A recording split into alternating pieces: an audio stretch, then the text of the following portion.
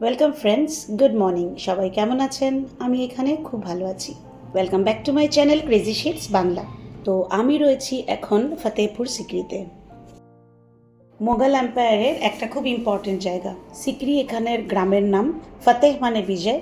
Mughal empire Sikri নামক এই জায়গাটি ফতেহ করেছিলেন, তাই এই জায়গার নাম ফতেহপুর সিকরি। এই জায়গাটা হলো দিওয়ানে খাস। এখানে সম্রাট আকবর সভা করতেন তার নবরত্নের সাথে, মানে তার যে 9জন বিশেষ মন্ত্রী ছিলেন তাদের সাথে। তো চলুন এখানে গাইডের মুখে আরও কিছু এই জায়গাটা সম্বন্ধে জানা যাক। ছোট ছোট ডিটেলগুলো কিন্তু খুব ইন্টারেস্টিং। यहाँ पे प्राइवेट बातें करते थे, कुछ भी डिस्कस करते थे, कुछ भी करने से पहले। तो ये था उनका प्राइवेट ऑडियंस था। बाहर से आपने देखा 2 मंजिल दिखता है, लेकिन अंदर देखेगा ये सिंगल मंजिल है।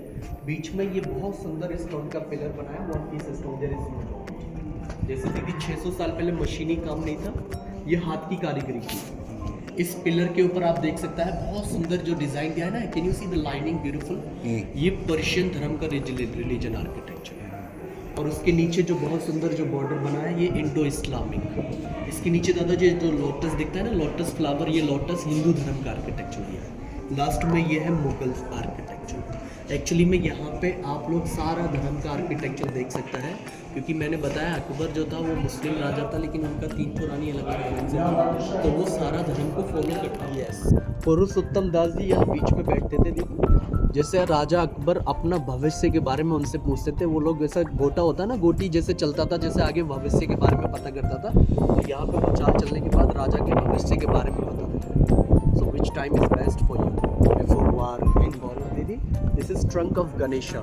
यू नो गणेशा, ये गणेशा आर्किटेक्चर से दिया हुआ है, पूरा हिंदू धर्म का आर्किटेक्चर से दिया हुआ है। এই এরিয়াটাই হলো কিন্তু রাজবাড়ি। এই জায়গায় আপনি চারিদিকে যতগুলো বিল্ডিং দেখতে পাচ্ছেন, সব জায়গার এক একটা ইম্পর্টেন্স রয়েছে।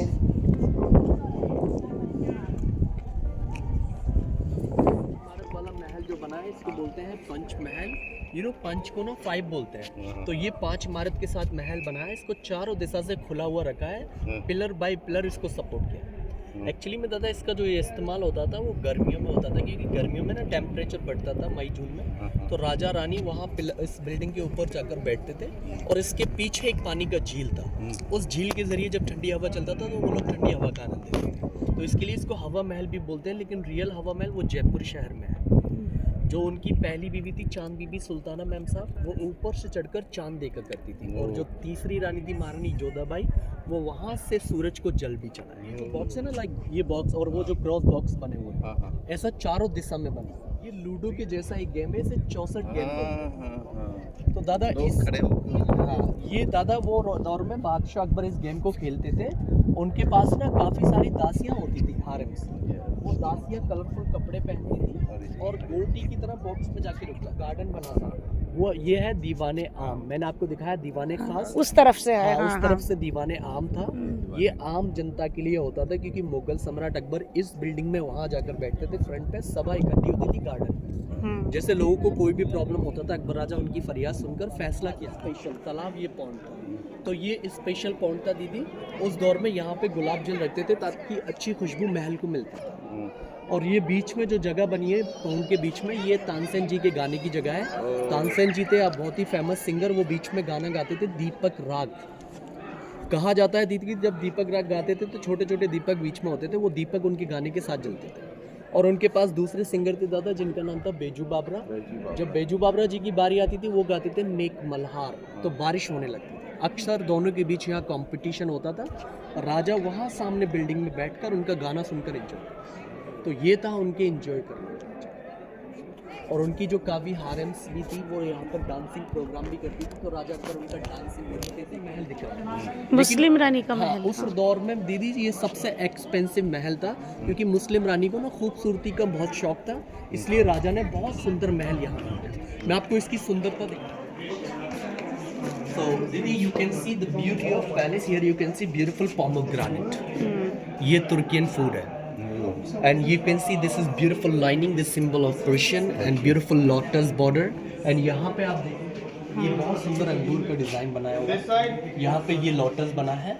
And दादा, you can see on the roof have beautiful ceiling.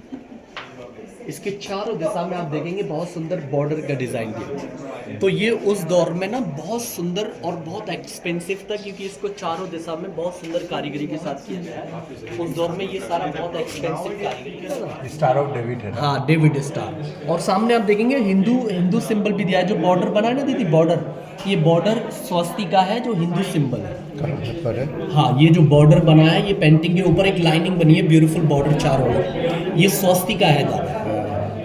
और ये जो छोटे छोटे बॉक्सेस आप देख रहे हैं दीवार के अंदर, ये वाला, ये स्वस्तिका है। और ये जो छोटे छोटे बॉक्सेस लगे ना दीवार में सर, यहाँ पे बहुत सारे मिरर लगे होते थे, तो इसको शीश महल बोलते थे। अच्छा। और मिरर के बीच में छोटे छोटे डायमंड भी होते थे, जब सूरज की लाइट आकर डायमंड पे पड़ती थी, तो ये बहुत सुंदर चमकता था। स्पेशल फॉर गर्ल्स में ये स्कूल होता था। ऊपर जो बना है ये लाइब्रेरी था बुक्स के लिए। अकबर राजा के 9 रत्न में से 2 रत्न थे, जिनका नाम था अब्दुल अब्बल फैजी। वो लोग टीचर थे, यहाँ पढ़ाई कराते थे। और ये जो स्पेशल महल ऊपर जो बना हुआ है ना, ऊपर जो बिल्डिंग बनी है, वो अकबर का बेडरूम था, जिसे ख्वाबगा बोला जाता, क्योंकि अकबर वहाँ पे ख्वाब देखा करते थे, इसलिए उसको ख्वाबगा बोला जाता है, ड्रीम हाउस। ऊपर जाने के लिए सीढ़ियों का रास्ता दिया गया है, लेकिन अभी गवर्नमेंट ने सारे रास्ते लॉक किए हुए हैं। कोई भी रास्ता ऊपर जाने के लिए अलाउड नहीं है, क्योंकि ये बिल्डिंग लगभग 500 साल पुरानी है। सेफ्टी के लिए सारे रास्ते बंद हैं। ये महल था उसकी दूसरी रानी के लिए, मरियम हाउस। आप देख सकते हैं दीदी, ये महल उस महल से काफ़ी हद बड़ा बना है, लेकिन अगर आप दोनों महलों को कंपेयर करेंगे दीदी, तो वो महल बहुत एक्सपेंसिव है। हाँ, ये एकदम प्लेन। हाँ, हाँ। ये प्लेन बना है, लेकिन इस रानी को ना दीदी, ये सारा महल अकबर ने अपनी रानियों के अकॉर्डिंग बनाया था। पहले उनसे पूछा आपको क्या चाहिए, मुस्लिम रानी ने कहा मुझे खूबसूरत जगह चाहिए, इसलिए उनके लिए खूबसूरत बेडरूम बना। हाँ। ये रानी को ना पेंटिंग का शौक था दीदी। अच्छा। ये जैसे दीवार के ऊपर देख रहे हैं थोड़ा थोड़ा पेंटिंग, वहाँ पर हाथी की पेंटिंग है, घोड़ों की पेंटिंग है, और वहाँ पे पूरा पैलेस की पेंटिंग की हुई है। चारों दिशा में आप देखेंगे बहुत ही सुंदर पेंटिंग की कारीगरी की हुई है। ये सारी पेंटिंग जो थी वो सोने के पानी यानी गोल्ड वाटर पॉलिश से पेंट की हुई थी, तो इसे सुनहरा महल बोलते थे दीदी, गोल्डन हाउस। अभी सारी पेंटिंग सूख के निकल चुकी है। और ये क्योंकि दोनों रानियां नॉन वेजिटेरियन थी, इस किचन का इस्तेमाल करती थी। और दूसरी दिशा में आप देखेंगे ये बड़ा किचन बना है, ये उसकी हिंदू रानी का किचन था, क्योंकि वो प्योर वेजिटेरियन थी, इसलिए सेपरेट किचन का इस्तेमाल था। और किचन की दीवार के ऊपर आप देख सकते हैं बहुत ही सुंदर बॉर्डर एक लाइन दी हुई है। ये सारा एयरिंग्स, झुमका होता है ना, झुमका। हाँ, ये झुमके का डिजाइन दिया है, क्योंकि वो रानी झुमका पसंद करती थी, राजस्थान से बिलोंग करती थी ना दीदी, तो राजस्थान में झुमकों के डिजाइन दिए जाते हैं। वो आज भी झुमका पहनते हैं राजस्थान के अंदर, तो उस रानी को झुमका पहनना पसंद था, इसलिए वहाँ पे सुंदर झुमके का आर्किटेक्चर। आप करीब से देख सकते हैं, जब उसको झुमका पहनना होता था तो पहले यहाँ से दीदी झुमके को पसंद करती थी, और पसंद करने के बाद इसके पीछे था मीना बाजार। मीना बाजार से सेम डिजाइन का झुमका खरीद कर लाकर पहनती थी। तो ये उस दौर का एक, ये जो विशाल महल बना हुआ है ना, ये उसकी तीसरी रानी के लिए था, जिससे महारानी जोधाबाई ने अपने बेटे सलीम को जन्म दिया था, यानी अकबर को बेटे की संतान की प्राप्ति हुई। तो वो रानी अकबर की फेवरेट रानियों में से रानी मानी जाती थी, और अकबर के साथ ज़्यादा से ज़्यादा समय स्पेंड भी करती थी। और मैम साहब, दूसरी बात मैंने आपको बताया था, राजा भारमल की बेटी होती थी, यानी राजपूत घराने से थी। राजपूत लोग सर बड़े बड़े घरों में रहा करते थे, जिन्हें हवेलियाँ बोलते थे। राजस्थान में आज भी आप जाएंगे, हवेली आपको देखने के मिलेगी। तो इस रानी को हवेली पसंद थी, इसलिए अकबर ने इस महल को हवेली की तरह डिजाइन। ये आप सुंदर बालकनी देख रहे हैं, ये पूरा राजस्थानी आर्किटेक्चर दिया हुआ है। आप ये जैसे यहाँ पे देखेंगे, आप स्टार बनाया हुआ, बहुत सुंदर स्टार है, बीच में फ्लावर है, ऊपर जो बॉर्डर दिख रहा है आप लोग को, ये भी तो डेविड का। हाँ, डेविड का। और ऊपर जो है वो इस्लामिक आर्किटेक्चर है। जगह भी आप मुस्लिम जगह जाएंगे ना, जैसे मस्जिद जाएंगे तो वहाँ सेम ऐसा आर्किटेक्चर देते हैं। इस तरह से ये इस्लामिक आर्किटेक्चर है और स्टार है। और यहाँ पे ये गणेश ट्रंक आर्किटेक्चर दिया हुआ है सर। एक्चुअली में सारी जगह आपको सारे धर्म के आर्किटेक्चर मिल जाएंगे, क्योंकि अकबर जो थे वो सेक्युलर राजा थे। मैंने आपको मुस्लिम रानी का महल दिखाया था, स्वास्तिका आपको देखा, स्टार भी मिला, बाहर पर्शियन। इस तरह से अकबर ने सारे धर्म के आर्किटेक्चर, वो अंदर नहीं देख सकते, और अंदर से लोग बाहर नहीं देख सकते, क्योंकि हवेली में हमेशा से ये पर्दा सिस्टम है, तो इसको हवेली की तरह डिज़ाइन किया। मैं आपको अंदर लेके शेप का है ना। करके बनाया।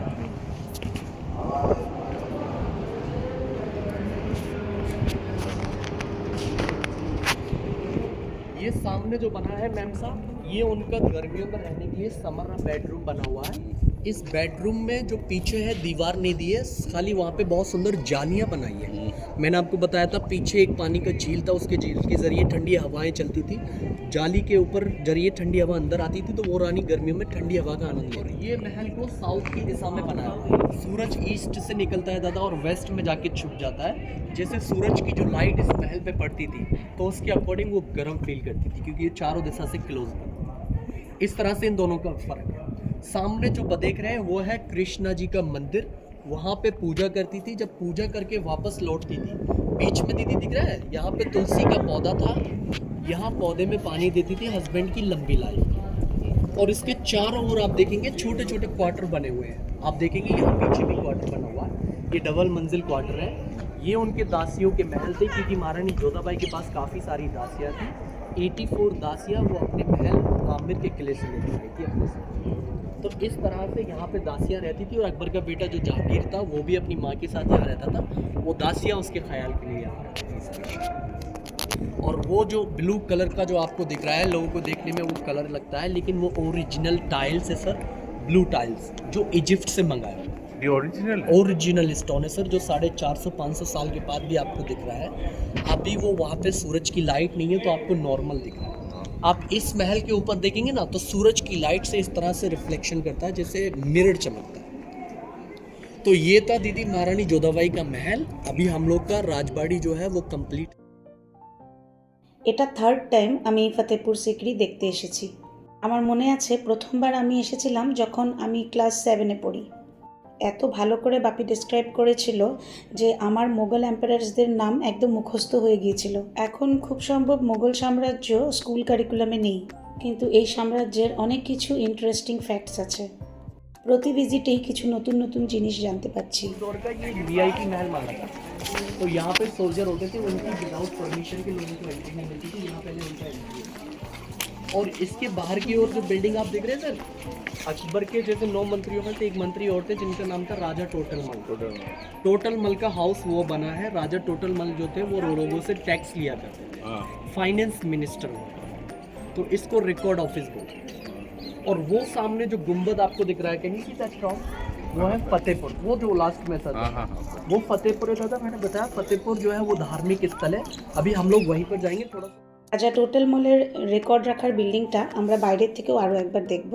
এখন চলুন যাওয়া যাক সলিম চিশতির দরগাতে। ইচ্ছে আছে এবার আমরা চাদরও চড়াবো পরিবারের মঙ্গল কামনার জন্য। ভেতরে এত দোকানপাট দেখতে পাচ্ছেন কারণ এখন এই কম্পাউন্ডের ভেতরে মেলা চলছে। প্রতি বছর এই সময়টায় এখানে মেলা হয়। খাবার দাবারের দোকান থেকে শুরু করে জুতা, চপ্পল, জুয়েলারিজ এভরিথিং আছে।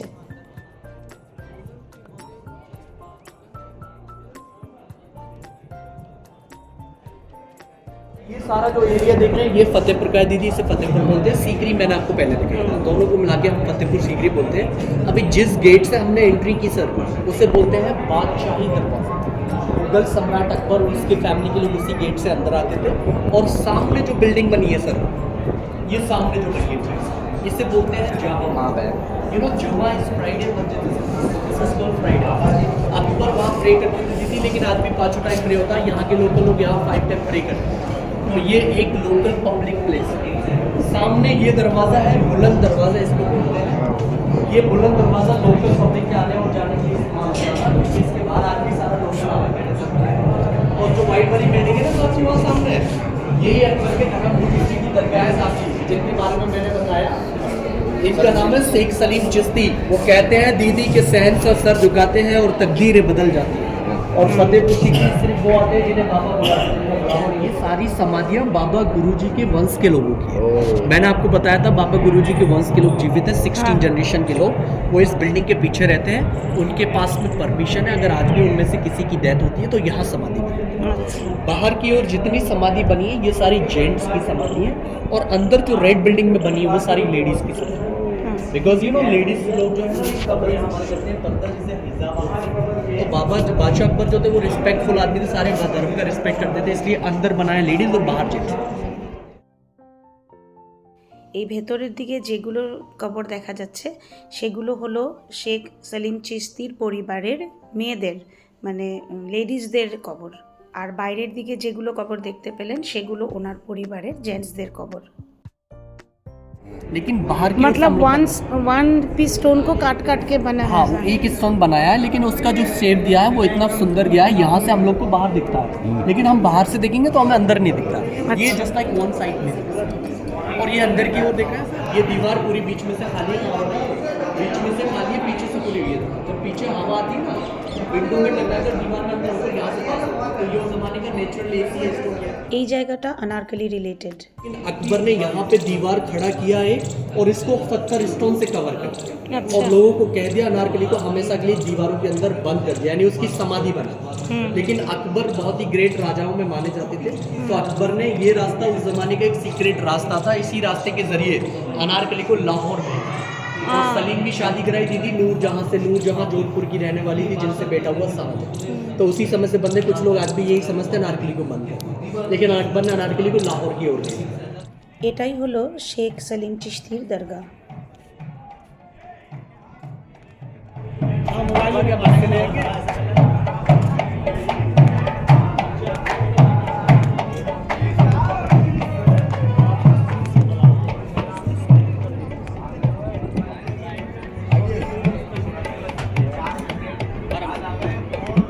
एक कव्वाली गा रहा है ना दादा, क्योंकि आज शाम में 27 बहुत बड़ा फंक्शन होगा, तैयारी कर रहे हैं।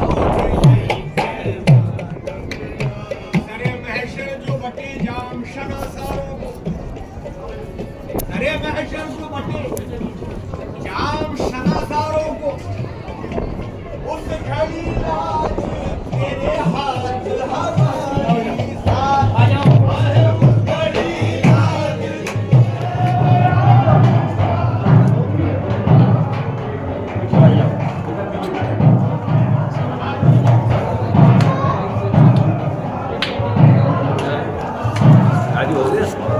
मेला जो है कौन कौन से ओकेजन में मेला होता है यहाँ पे? सिर्फ इसी साल होता है मैम साहब, जो 20 में रमज़ान होता है ना, हाँ तब स्टार्टिंग होती है शॉप की। हाँ। और ये जो और एक महीना चलता है नहीं नहीं मतलब? नहीं, तो बात सिर्फ 15 दिन चलता है, 2 15 हफ्ते दिन। चलता है। अच्छा अच्छा। अब ये एक हफ्ता निकल रहा है, आने वाले एक हफ्ते हो।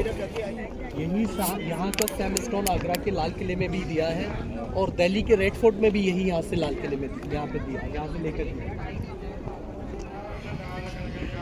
এখানে সব যা ট্যাক্স নেওয়া হতো প্রজাদের থেকে এসবের হিসাব নিকাশ এখানে রাখা হতো, রেকর্ডস।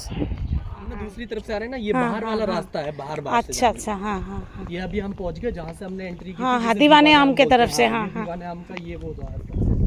वही आम।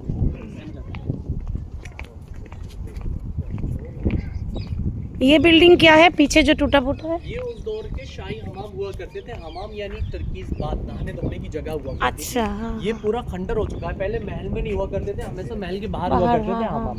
तो ये उस तरह की कुछ पब्लिक तो ये भी वो भी उस साइड में जो है? हाँ, वो साइड में पानी का टैंक बना हुआ है। अच्छा हाँ। हेलो अरे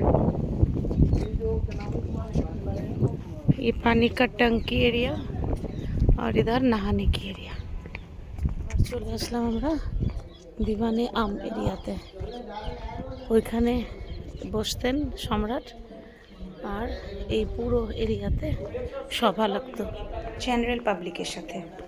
এটা এমনভাবে তৈরি করা হয়েছে যে ওখানে বসে, মানে তখনের দিন তো মাইক ছিল না, ওখানে বসে কিছু কথা বললে ইকো হতো, সব দিকে শোনা যেত।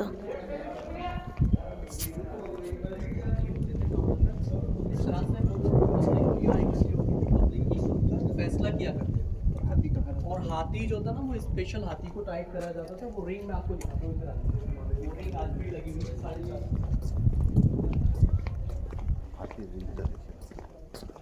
वो जो सामने स्टोन की रिंग है ना, हाँ हाँ। यहाँ पे हाथी को स्पेशल टाइट करके रखते थे। ये जो सामने रिंग लगी हुई है, यहाँ हाथी को टाइट करते थे, और यहाँ सभा इकट्ठी होती थी। जैसे गर्मियों में टेम्परेचर जब बढ़ता था ना, तो गोल गोल रिंग आप देख रहे हैं, ऊपर की ओर रिंग लगी हुई है, कॉटन टाइट करते थे सर। এখন যে এই জায়গাটা এসেছি এটা একটু বাইরের দিকে। এখানে হাতের কাজের অনেক দোকান রয়েছে। লোকাল আর্টিস্টরা কিভাবে পাথরে যে নকশি করে সেটার নমুনা দেখতে পাওয়া যায়। চাইলে এখানের চিহ্ন হিসাবে কিছু নিয়েও যেতে পারেন কিনে, as show pieces or crockery items. আর কিছু কাপড়েরও দোকান আছে। তো এবারের মতন ফতেহপুর সিকরি ভিজিট আমার শেষ। আসলে এবার আমার এখানে আসার মেইন পারপাস ছিল ছেলেকে এই জায়গাটা দেখানোর। তো আজকের ব্লগ এখানেই শেষ করছি। অলরেডি এই ব্লগটা অনেক লম্বা হয়ে গিয়েছে। এই পুরো জায়গাটার প্রত্যেকটা কোণার একটা স্টোরি রয়েছে, আর স্টোরিগুলো আপস মে এত রিলেটেড যে আমি ব্লগটাকে দুভাগ করতে পারছিলাম না। আমি গাইডের বলা কথাগুলোই ডিরেক্টলি রেখে দিয়েছি, কারণ আমি এক্সপ্লেন করলে হয়তো কিছু কিছু জিনিস মিস হয়ে যেত। আপনাদের মধ্যে অনেকেই হয়তো এই জায়গাটা ভিজিট করেছেন, তবু জিজ্ঞেস করছি, এই ভিডিও থেকে কিছু নতুন ফ্যাক্ট জানতে পারলেন কি? আশা করছি এই ভিডিওটা আপনাদের ভালো লেগেছে। যদি কিছু ভালো লেগে থাকে লাইক কমেন্ট শেয়ার করে দেবেন। যদি এই চ্যানেল আজ আপনি প্রথমবার দেখছেন আর আমার সাথে গল্প করে আপনার ভালো লেগেছে, তাহলে তাড়াতাড়ি চ্যানেলকে সাবস্ক্রাইব করে বেল আইকনটা প্রেস করে দিন। সবাই খুব ভালো থাকবেন, সুস্থ থাকবেন। টাটা।